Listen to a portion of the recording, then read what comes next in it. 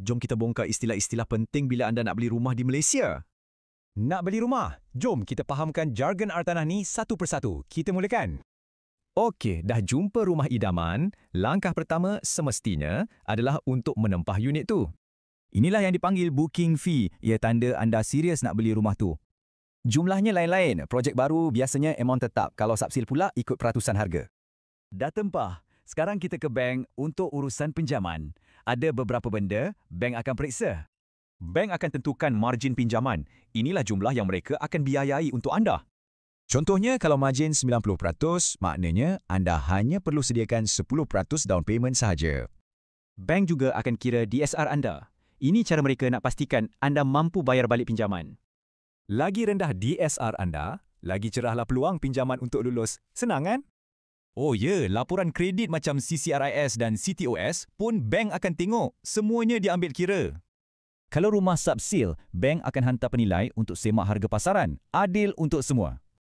Pinjaman dah lulus? Bagus! Jom kita masuk bab undang-undang pula, iaitu menandatangani SPA. SP ni kontrak rasmi antara anda dan penjual. Bila dah sign, semuanya sah. Dalam SPA ada semua butiran penting. Harga, tarikh siap dan hak-hak anda sebagai pembeli. Macam mana nak buktikan rumah tu anda punya? Melalui hak milik atau beran. Ada dua jenis, strata title untuk kondo, individual title pula untuk rumah atas tanah. Akhir sekali, ada MOT. Dokumen ni yang akan tukar nama pemilik kepada nama anda secara rasmi. Dan inilah saat yang paling dinantikan, masa untuk dapatkan kunci rumah baru anda. Proses serah kunci ni ada dua peringkat penting, VP dan juga DLP. Apa tu? VP atau Vacant Possession ialah masa pemaju serahkan kunci kepada anda. Tahniah, dah boleh masuk. Lepas dapat kunci, bermulalah DLP. Ini macam waranti rumah. Nampak cacat, pemaju kena baiki. Untuk rumah atas tanah, biasanya anda ada 24 bulan. Cukup masa untuk periksa semuanya kan?